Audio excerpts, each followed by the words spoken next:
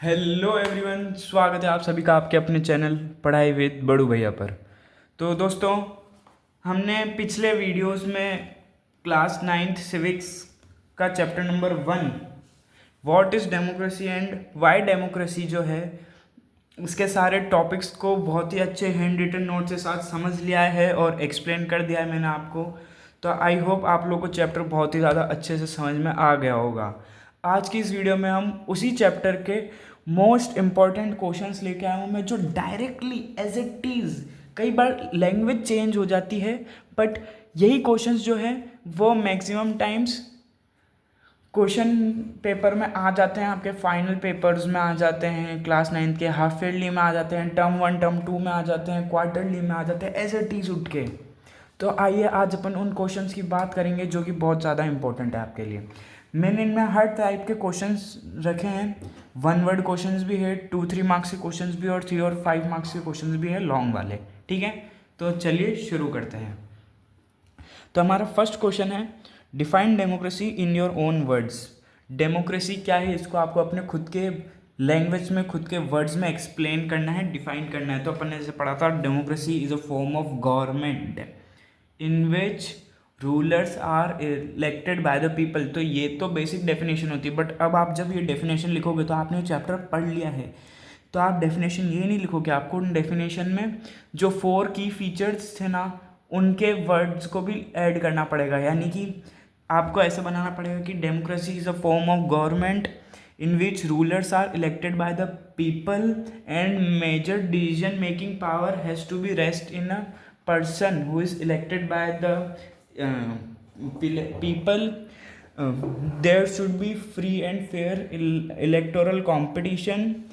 All the citizens of the country have one value and one vote, and the leader has to be rule by law and respect the rights of the citizens and rule by the constitutional law. तो ये होगी आपकी definition जिसको आपको लिखनी पड़ेगी ताकि आप एग्जाम में 2 या 3 मार्क्स का जब ये क्वेश्चन है तो आप वो सिक्योर कर सकें। ठीक है, नेक्स्ट क्वेश्चन है, why was Pakistan under general Parvez Musharraf not called a true democracy.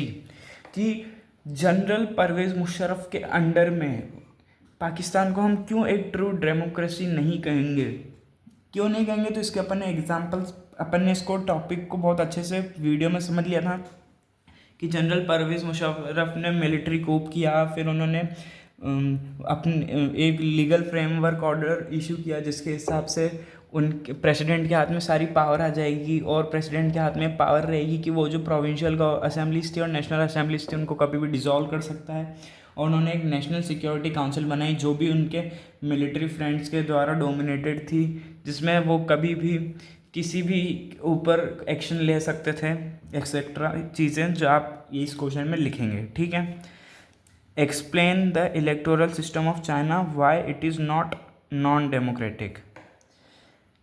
China का इलेक्टोरल सिस्टम एक्सप्लेन कीजिए और बताइए कि वो नॉन डेमोक्रेटिक कंट्री क्यों है। तो अपन जानते हैं कि चाइना में जो सिस्टम था कि वहाँ पे एक पार्टी थी, चाइनीज़ कम्युनिस्ट पार्टी। अगर आपको इलेक्शन लड़ना है तो आपको सबसे पहले तो कैंडिडेट को चाइनीज़ कम्युनिस्ट पार्टी का अप्रूवल चाहिए होता था, और वहाँ पे आप अपनी खुद की पार्टी बना के नहीं लड़ सकते थे। वहाँ पे आपको या तो आप चाइनीज़ कम्युनिस्ट पार्टी से होने चाहिए, या तो आप चाइनीज़ कम्युनिस्ट पार्टी से होने चाहिए, या फिर आप जो वहाँ पे स्मॉल एलाइड ग्रुप्स हैं पार्टी का उनसे होने चाहिए, तभी आपको इलेक्शन में पार्टिसिपेट करने का अलाउ होगा। और उसमें भी आपको कोई ज़्यादा डिफरेंस नहीं होगा, आपको एक ही पार्टी को वोट देना है, वो है चाइनीज़ कम्युनिस्ट पार्टी। ठीक है, तो ये था हमारा थर्ड क्वेश्चन। अब हम बढ़ते हैं हमारे नेक्स्ट क्वेश्चन, क्वेश्चन नंबर 4 पर। तो हमारा फोर्थ क्वेश्चन है, how did the PRI party in Mexico always win the elections until 2000। PRI party जो है वो मैक्सिको में 2000 तक सारे इलेक्शंस कैसे जीती थी, अपन ने पढ़ा था सारी तरीके की वो डर्टी ट्रिक्स यूज़ करती थी। तो आपको उसको एक्सप्लेन करना है, यहाँ पे 2-3 पॉइंट लिखने हैं, वो सफिशेंट होंगे। ठीक है, हमारा नेक्स्ट क्वेश्चन पे पढ़ते हैं, give 3 examples of countries where the right to vote is denied or equal value is not given है। 3 ऐसी कंट्रीज़ का एग्जाम्पल बताऊँ जहाँ पे राइट टू वोट या तो गिवन नहीं था या फिर गिवन था तो वोट की वैल्यू अलग अलग थी। अपन पहले उन कंट्रीज़ की बात करते हैं जहाँ पे राइट टू वोट नहीं था। तो सऊदी अरेबिया 2015 तक लेडीज़ को यानी वुमेंस को राइट टू वोट नहीं था। और इस्टोनिया, वहाँ पे जो रशियन माइनॉरिटी के लोग थे उनको सिटीजनशिप मिलती थी बट राइट टू वोट नहीं था। और फीजी जो था, वहाँ पे इंडिजीनियस फीजी की वोट की वैल्यू ज़्यादा थी as compare to Indian Fiji की। ठीक है, ये तो थे आपके 1 to 5 जो थे शॉर्ट क्वेश्चन आंसर, जो 2 से 3 मार्क्स के उसमें आ जाते हैं। अब अपन बढ़ते हैं लॉन्ग क्वेश्चन पे। फर्स्ट क्वेश्चन है लॉन्ग क्वेश्चन का, व्हाट आर द 4 की फीचर्स ऑफ डेमोक्रेसी एक्सप्लेन। आपको 4 की फीचर्स ऑफ डेमोक्रेसी हैं, उनको एक्सप्लेन करना है। कौन कौन से 4 की फीचर्स हैं? Final decision making power rest in the hand of elected leader, free and fair electoral competition, 1 person 1 vote 1 value, and last rule of law and respect for right. ठीक है, इनको आपको ब्रीफली एक्सप्लेन करना है और लिखना है। 5 मार्क्स का क्वेश्चन आता है। अब बढ़ते अपन नेक्स्ट क्वेश्चन पे, वो है right any 5 arguments against democracy. यानी आपको डेमोक्रेसी के कोई से 5 डिसएडवांटेजेस लिखने हैं इसमें कि डेमोक्रेसी अच्छी क्यों नहीं है, उसके कोई सी 5 वजह लिखनी है। तो अपन ने देखा था कि डेमोक्रेसी में बार बार चीज़ें लोगों से पूछनी पड़ती है, जिसकी वजह से डिले होता है, बार बार लीडर चेंज होता है, जिसकी वजह से इनस्टेबिलिटी आती है। और जो दूसरे पॉइंट्स है आपको लिखना है यहाँ पे। ठीक है, 5 मार्क्स का आएगा, 5 पॉइंट्स लिख रखे यानी 5 मार्क्स का आएगा। जितने भी नंबर दे, मैं आपको एक SST का एक रूल बता देता हूँ।